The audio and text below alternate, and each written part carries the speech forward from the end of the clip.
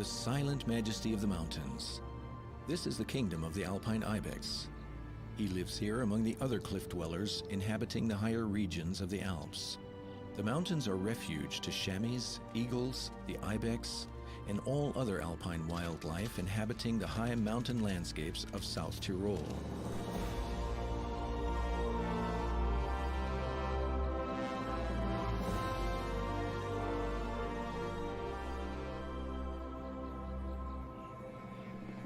Hubert is a professional gamekeeper and ranger. His regular inspections take him through this breathtaking beauty. As an experienced hunter, he is well aware of the seasonal dangers of the mountains. Paying close attention to the animals and the natural environment is his main task, and his observations continuously reveal new secrets.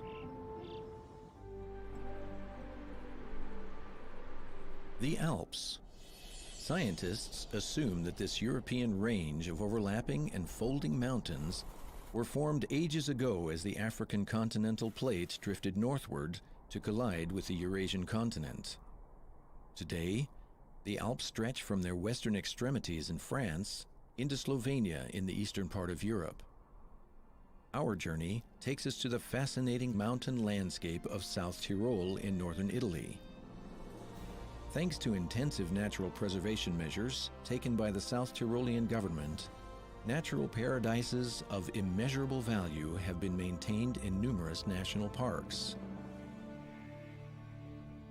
Effortlessly, the golden eagle soars to the highest peaks. Golden eagles are general predators whose habitat extends over vast areas. In their forage for food, the chamois climbs high up into the mountains. Young kids become easy prey for the golden eagle.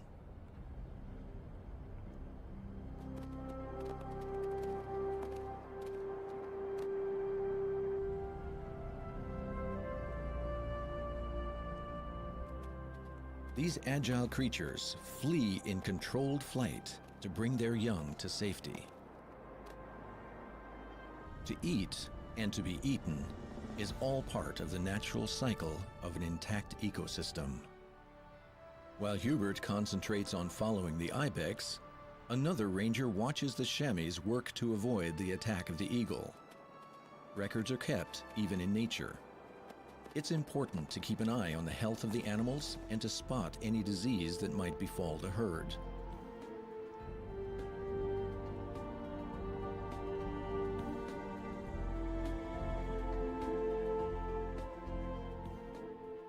Raising their young is quite a task for the golden eagle. After the eggs hatch, the parents are intensely involved in feeding their new offspring for about 2.5 months. Where the alpine marmot, a type of groundhog, abounds, it provides the staple of the golden eagle's diet. This king of the skies makes its nest below the level of its hunting grounds, in nooks and crannies in the rocky cliffs, and only seldom in trees. This makes it easier to transport prey to the nest. If 2 eagle eggs hatch, normally only the stronger of the young survives, the one who manages to force the rival sibling out of the nest.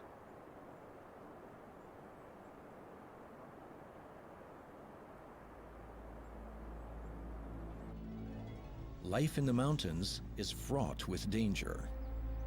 Whether ending up on the menu of some meat-eating predator or falling victim to some fatal natural event, it all belongs to the complex cycle of nature. This cycle is the engine of survival and development on our planet Earth. There are no real victims in nature. Everything is an element of existence and part of a greater plan.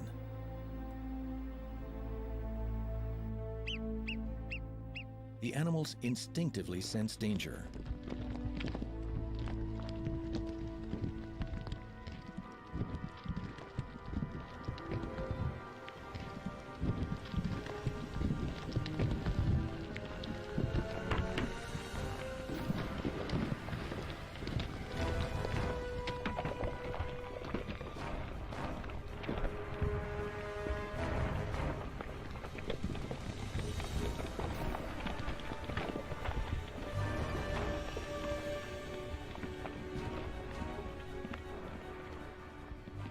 As the permafrost zone shifts further up the mountains, chunks of rock work loose, causing unexpected rock slides.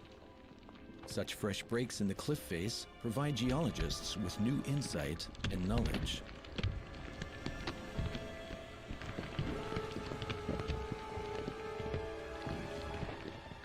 Hubert, the ranger, keeps a lookout for animals that might have been injured or killed.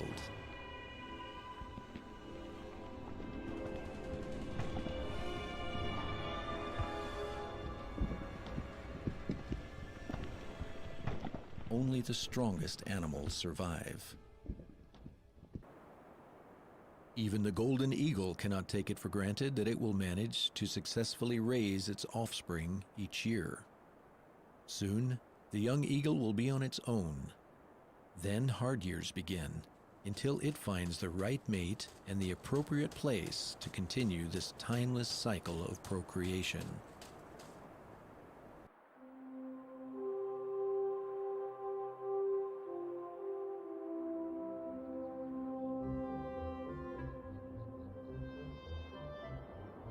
The marmot is a very reproductive animal. Indeed, it is nature's plan that they produce many young for two main reasons: to keep each other warm in their underground burrows over the long winter months on the one hand, and on the other, they are indispensable as prey for various predators, such as the golden eagle, as we have seen.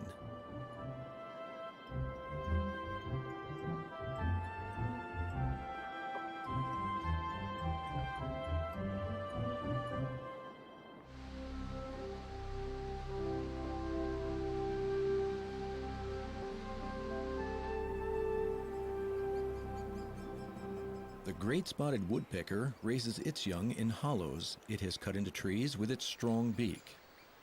After the woodpeckers have moved on, these hollows become dwellings for other birds and animals which are not equipped to chop them out themselves, but need them to survive nonetheless.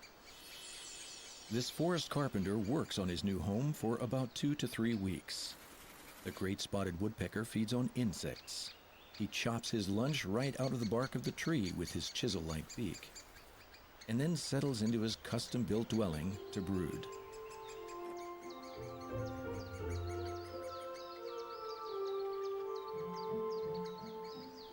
The capercaillie, or wood grouse, is a typical forest dweller. It's a protected species in South Tyrol. Both hens and cocks live on the ground for the most part during the summer, but move up into the branches of the trees for the winter. The hen's speckled forest-colored feathers provide her with excellent camouflage.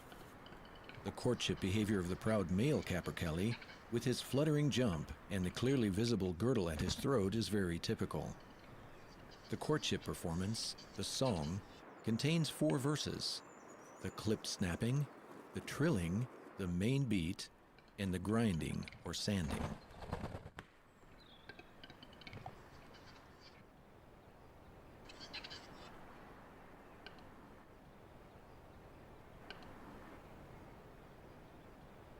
With its fanned tail, normally 18 shovel-shaped, partially white-speckled feathers, the cock cuts quite an elegant figure. The male capercaillies alternate between the courtship dance on the ground and courtship performances in the trees.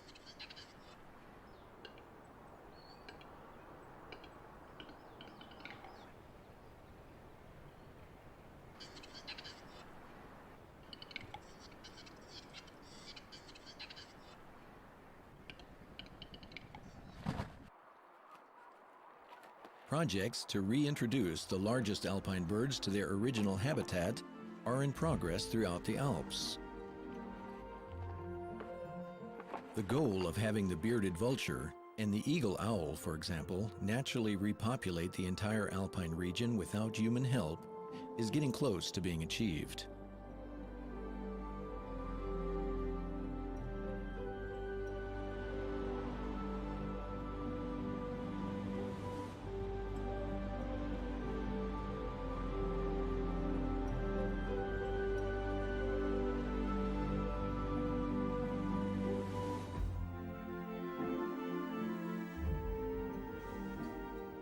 For time immemorial, the ibex has graced the lonely alpine landscape, Hubert, the ranger, knows that the ibex population was nearly wiped out with the invention of firearms. There are relatively few places to take cover in the upper mountain regions. That fact, and the animal's lack of fear of man, made overhunting quite easy, until the species was nearly killed off entirely. Under the protection of the Italian king Victor Emmanuel II, who was also a passionate hunter, a small ibex population was able to survive in the Gran Paradiso.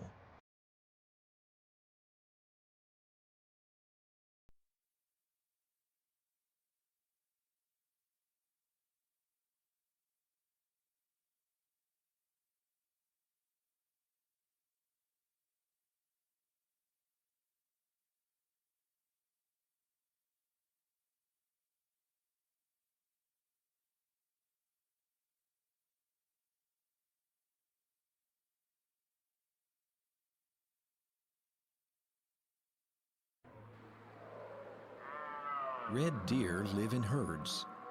All of them are related in some way. An experienced doe leads the other female animals. Each year, at the height of summer, when the antlers of the male red deer have grown to their full glory and the hormone levels climb, every other buck becomes a competitor. Rutting season approaches. The older bucks become aggressive. The dominant male lets loose with intensive grunts, pipes, and screams. The mating season has begun for the red deer.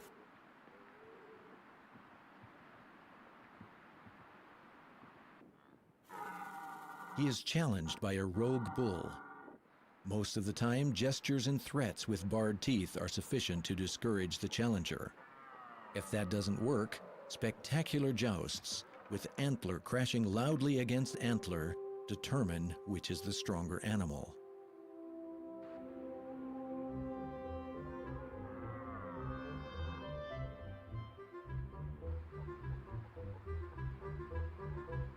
The dominant buck shows off his strong, stately form in the hope of intimidating his opponents.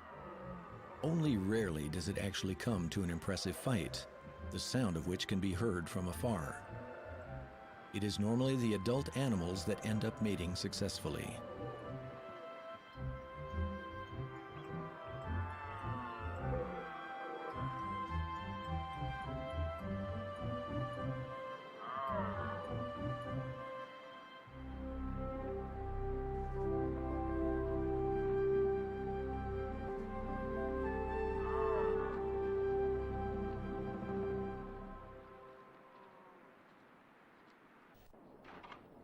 Hubert is on the trail again.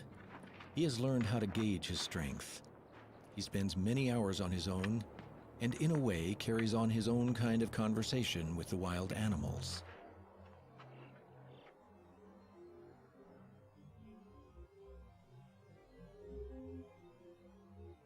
The young kid is determined to find its mother. The older buck obviously goes his own way, totally untouched by the plight of the helpless youngster. He doesn't react at all to the kid's attempts to gain attention. The mother animal was probably rent to her death by an avalanche. Later on, the spring thaw will reveal her remains.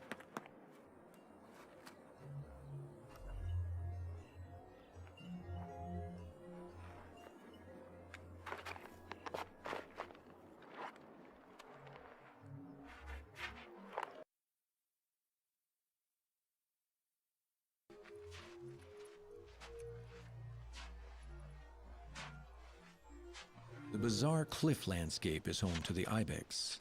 With astonishing grace, the rather plump-looking climber makes its way from rock to rock. Hubert doesn't miss a thing. With the passion which has become his profession, his eyes follow the kings of the mountain as they make their way, relaxed and secure in this harsh environment. They are unmoved by the snowstorms in winter, thunderstorms in the summer, the winds and the avalanches, and other moods and powers of nature. It is November. Time and again, the bucks shake themselves and perfume themselves with urine to attract attention. The chamois belongs to the family of horn bearers. They raise their hair, especially the chamois tuft on their back, to increase their apparent size. That is meant to intimidate potential rivals. Goats and kids live in herds guided by a lead goat. Just like the red deer, the chamois buck defends his herd.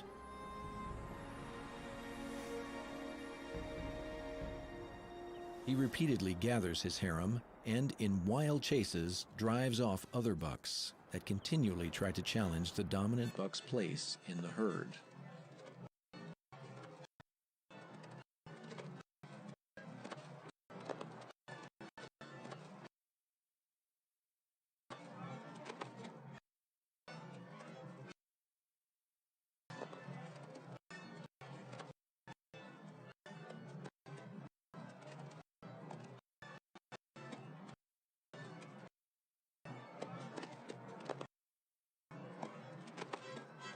Not even deep snow can hinder the hard rivalry between the chamois bucks. Chamois are able to move very easily in the steepest of landscapes and among jutting overhangs of rock.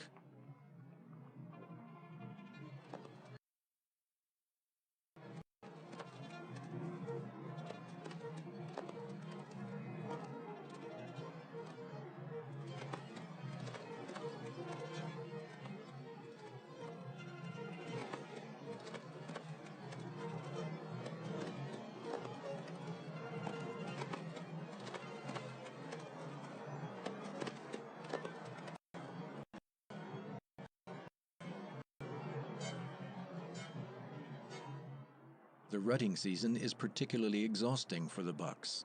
Their weakened state makes it even more difficult for them to make it through the harsh winter.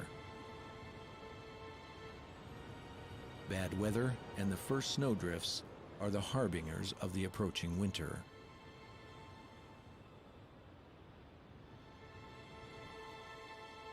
The breaking storm ignores both man and beast. Hubert hastens toward the valley below to reach safer terrain.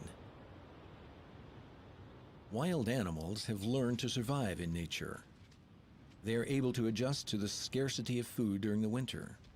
Weak or sickly animals become prey or die of hunger. The surviving animals are able to put the food available to better use. The wild animal population is determined primarily by the nutrition provided by their environment.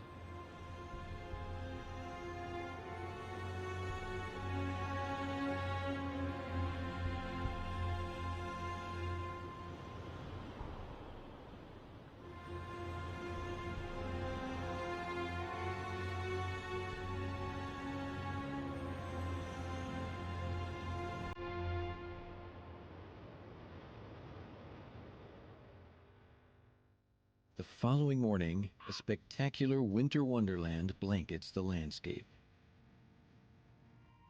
One last time, the buck courts the doe's favor in obvious desperation. The deep snow is no hindrance for him. The chamois tuft and those of the red deer and the badger are prized among hunters. The mature chamois tuft, with hairs that are lighter colored at the tips, is especially valuable. It is quite popular for the hunter to decorate his hat with the tuft and to wear it with pride. Contrary to the red deer annually shedding its antlers, the chamois never sheds its horns.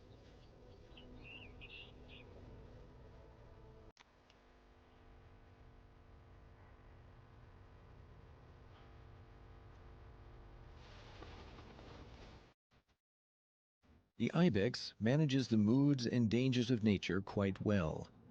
They know how to choose steep, sunny places where the snow quickly melts or falls off in order to avoid those places where the deep snow lingers.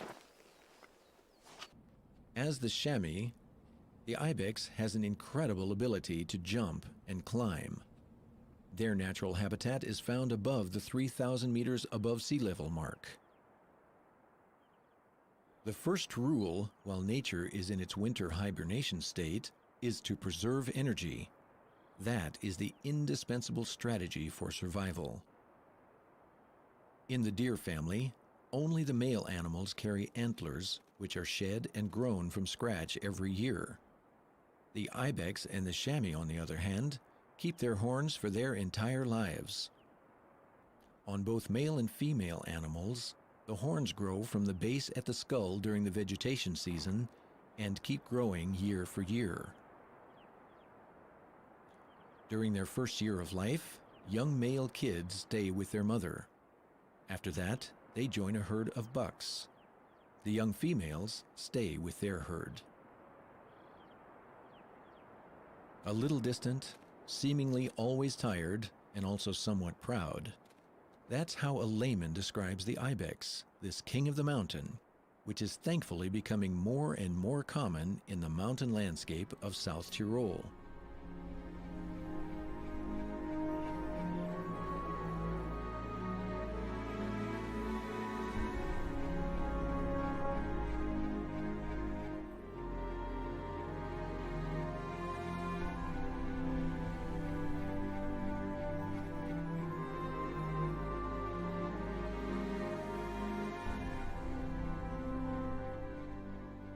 The ptarmigan, like the capercaillie, black grouse, and hazel grouse, belongs to the Tetronidae or grouse family. Every year, a number of small flaps of skin, which hunters called courtship flaps, grow on each of their toes. That expands their foot surface like snowshoes, very helpful for negotiating the deep snow. To survive the icy temperatures during snowstorms in the mountains, the ptarmigan lets itself be buried by the snow. That forms a protective, insulated cave which protects the animal until the storm passes.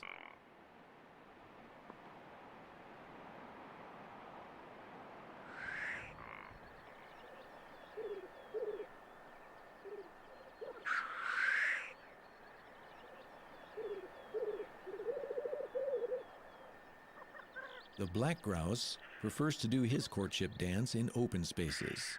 The cocks work hard to impress the hens and intimidate competitors with their widespread feathers. Fights between competing cocks happen often in the courtship arena.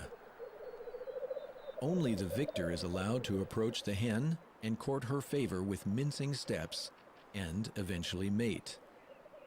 The courting song of the black grouse consists of hissing or blowing and rolling calls, which can often be heard from kilometers away.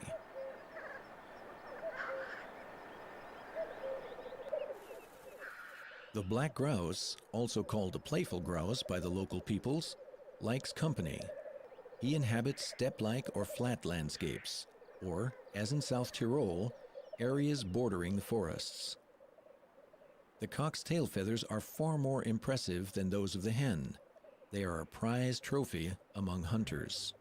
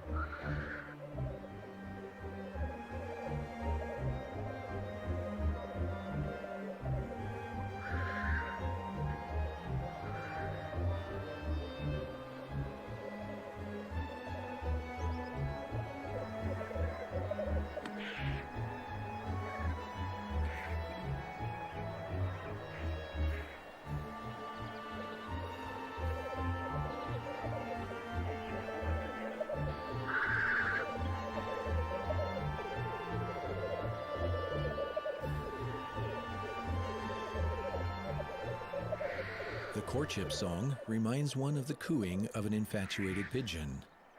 One-on-one jousting dominates the scene on the courting grounds until night falls and everything is quiet for a time, until it all starts again with the next sunrise. Afterwards, the courtship ritual continues in the tree branches.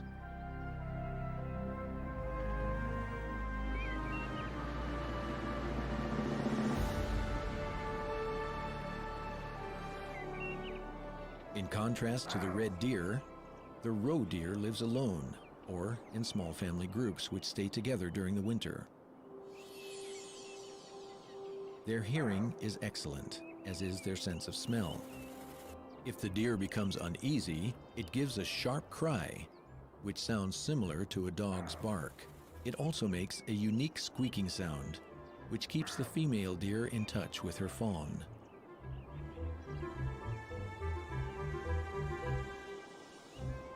The rutting season takes place during high summer.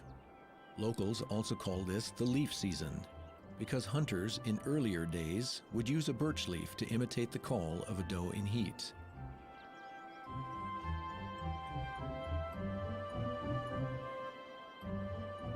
The roebuck casts his antlers in the late fall.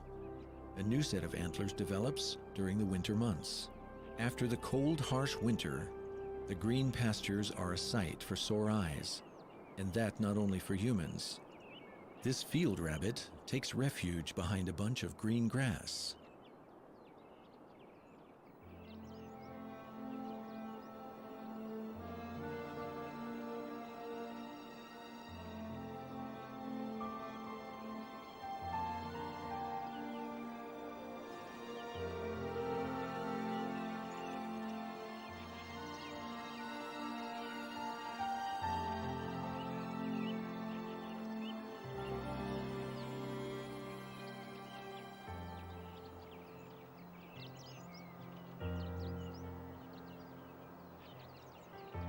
A rare sight, which leaves even experienced wilderness experts amazed.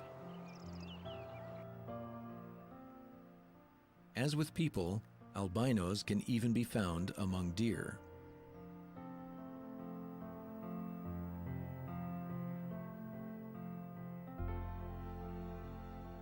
Since just a short time ago, it is again possible to run into gray herons along bodies of fresh water or in pastures and fields.